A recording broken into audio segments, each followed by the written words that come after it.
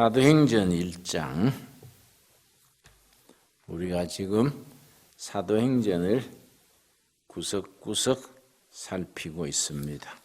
사도행전 1장 1절 말씀.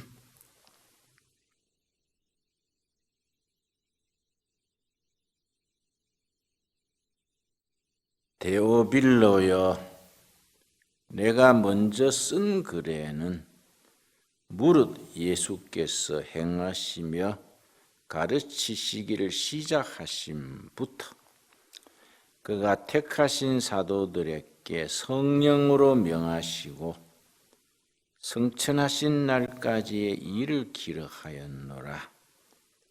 사도행전을 기록한 누가가 데오빌로라는 고위층 인사에게 기독교에 대해서 아주 마음이 열려 있는 높은 자리에 있는 분에게 편지 형식으로 보냈습니다. 그러나 데오빌로라는 사람이 역사상 어떤 자리에 어떻게 있었는지 전혀 자료가 없기 때문에 그냥 우리가 그런 사람이 있었겠거니 여기고 있습니다. 전에 쓴 글에서는 누가복음을 말합니다. 누가복음은 갈릴리에서 예루살렘까지의 기록입니다. 예수님의 3년간의 행적을 낱낱이 기록했습니다. 사도행전은 예루살렘에서 로마까지입니다. 초대교회가 성령의 이끄심을 따라 교회가 어떻게 뿌리 내리고 성장하고 세계 선교로 뻗어갔느냐. 그래서 예루살렘에서 로마까지. 그런데 실종되어서 사라진 제3권이 있습니다. 사도행전 2편이라 할 수 있겠지요. 기록상으로만 있고 글은 사라져서 참 아쉽습니다. 그 글은 로마에서 땅끝까지 누가가 기록을 했는데 그만 실종이 되어서 기록으로만 있습니다. 자, 3절, 사도행전 1장 3절. 그가 고난받으신 후에 또한 그들에게 확실한 많은 증거로 친히 살아계심을 나타내사 40일 동안 그들에게 보이시며 하나님 나라의 일을 말씀하시니라. 십자가에 죽으시고 3일 만에 부활하신 후에 40일간 제자들과 함께 계시면서 하나님 나라의 일을 가르쳤다. 예수님의 가르치심의 주제가 하나님의 나라입니다. 그리고 예수님의 제자들, 사도들과 초대교회 교인들도 역시 같습니다. 사도행전의 마지막 장 28장 끝절을 보겠습니다. 사도행전 28장 31절, 사도행전의 마지막 장 마지막 절입니다. 하나님의 나라를 전파하며 주 예수 그리스도에 관한 모든 것을 담대하게 거침없이 가르치더라. 예수님의 대를 이어 사도들은 하나님 나라를 전파하고 예수 부활하셨다. 두 가지를 사도행전 교회에서는 열정적으로 전했습니다. 그래서 사도행전은 하나님 나라에 시작해서 하나님 나라로 끝납니다. 하나님 나라가 어떻게 이루어져 가느냐, 하나님 나라를 향해서 행진하는 기록이 사도행전입니다. 미국의 윌리엄 제임스라는 프라그마티즘, 실존주의 철학자가 있었는데 살아있는 종교, 참 신앙에 필요한 5가지를 지적을 했습니다. 이 5가지를 갖춘 종교가 참된 종교, 참된 신앙이다. 이 5가지를 가만히 살펴 묵상해 보면 하나님 나라의 일을 이루어가는 과정에서 5가지가 참 요긴한 사항이다. 그러니 참 철학자로서 좋은 지적을 했다는 생각이 듭니다. 첫째가 거룩하고 활기찬 예배입니다. 거룩하고 활기찬 제사, 예배. 구약시대로는 제사, 신약에 와서는 예배지요. 거룩하고 활기찬 예배. 거룩하기만 하면은 지루해지기 쉽고, 활기차기만 하면은 하나님의 거룩함을 드러내기가 약해지기 쉬우니까 거룩하면서 활기찬 2가지를 겸한 예배가 돼야 됩니다. 우리 두레교회에 와서 예배 참석한 분들이 10이면 10명이 하는 말이 예배 분위기가 참 좋습니다. 예배를 제대로 드리는 것 같네요. 예배 분위기란 게 그것이 거룩함과 활기찬 걸 겸했을 때 예배 분위기, 예배 수준입니다. 그 예배에 아주 우리가 정성을 들여야 됩니다. 2번째는 분명한 신앙 고백이 있어야 된다.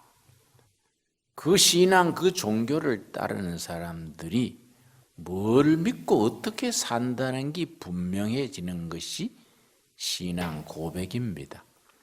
몇십 년 믿고 뭘 믿는지 몰라도 안 되고, 믿는 것이 빗나가도 안 되고, 바로 믿고 바르게 사는 신앙 고백이 있어야 한다.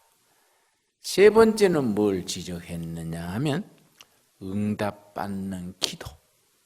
기도 응답의 역사가 차근차근 쌓여가면서 영적으로 자라고 교회도 자라고 신앙심이 깊어집니다.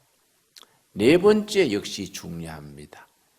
인간에 대한 따뜻한 마음, 인간에 대한 자비심, 그걸 동양에서는 측은지심이다. 그렇게 말합니다. 어려움에 처한 사람 이웃을 보고 아이고 힘들겠다. 내가 도와줄 것이 없나.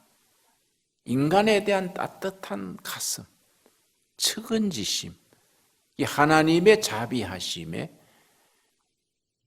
표현입니다. 인간을 학대하거나 억압하거나 인간을 괴롭히는 종교들이 많습니다.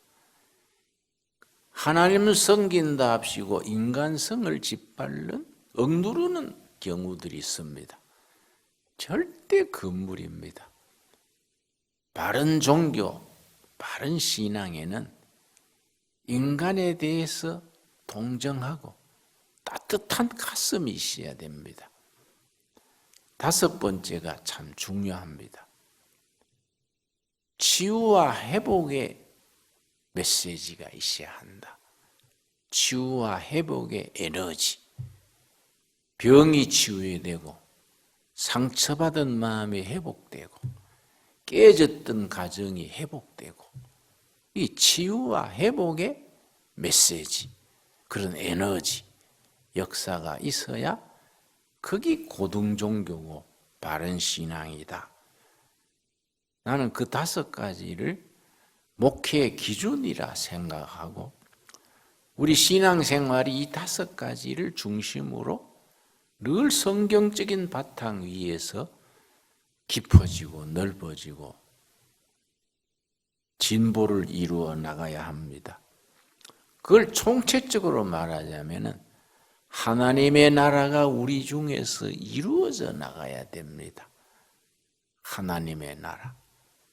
분쟁과 다툼과 질병, 아픔이 아니라 회복과 평화, 이게 하나님의 나라의 특징입니다. 그래서 구약으로부터 예수님 때 사도들의 계속해서 교회는 병자가 낫고 상처받은 자가 회복되고 강팍한 심령이 변화가 되고 치유와 회복의 역사가 계속 일어납니다. 예수님도 계속 병자를 고치시고 베드로도 병자를 고치시고 바울도 그러하고 교회는 지금까지 치유와 회복의 역사가 계속 이어져 갑니다. 근데 교회가 시험이 들고 성령의 역사가 약해지면은 치유 회복의 역사가 희미해집니다. 그럼 교회가 잠자고 있는 표시라 하겠지요. 사도행전은 1장 3절 예수님이 부활하신 후 승천하시기 전까지 40일간 하나님의 나라의 일을 계속 전하시더라. 사도행전의 마지막 절 28장 31절에 사도들이 하나님의 나라를 전파하고 예수에 관해서 가는 곳마다 목숨을 걸고 예수 소식, 예수 부활 소식을 전했습니다. 이 사도행전의 그런 역사가 우리 속에 그대로 살아 있어야 됩니다. 그래서 그 성령의 힘 있는 역사, 치료의 역사, 회복의 역사, 인간을 따뜻하게, 인간을 품어주는 자비함, 측은지심, 응답받는 기도, 분명하고 목숨을 걸 수 있는 신앙 고백, 거룩하고 활력이 넘치는 예배, 이런 것들을 갖추는 교회, 그런 신앙생활로 이어갈 수 있기를 바랍니다. 우리 둘의 수도원, 둘의 교회가 이런 역사가 계속 살아 움직이는 현장이 될 수 있어야 됩니다. 그게 그 속에서 하나님의 나라가 구체적으로 이루어져 가는 겁니다. 기도하겠습니다. 하나님, 오늘 또 하루를 은혜 중에 지나게 하셔서 감사합니다. 사도행전 1장 3절에서 예수님이 부활하신 후 승천하시기 전 40일간 제자들과 함께 지나면서 하나님 나라의 일을 가르치셨습니다. 사도행전 28장 31절, 사도행전의 마지막 장 마지막 절에서도 사도들이 하나님 나라를 선포하며 예수 소식, 예수 부활 소식을 목숨을 걸고 전했습니다. 그 하나님 나라의 역사, 가르침, 능력, 은혜가 우리 제단에도 임하여 주시옵시고 우리 성도들 한 사람 한 사람 속에 하나님 나라의 능력이 임하여 주시옵소서. 둘의 수도원, 둘의 교회, 둘의 자연마을, 둘의 국제학교, 둘의 농장, 구석구석에 하나님 나라의 능력이 깊숙이 임하여 주시옵시며 심령마다 변화의 역사, 치유의 역사, 회복의 역사가 계속 이어지게 하여 주시옵소서. 예수님 이름 받들어 기도드려 싸움나이다. 아멘.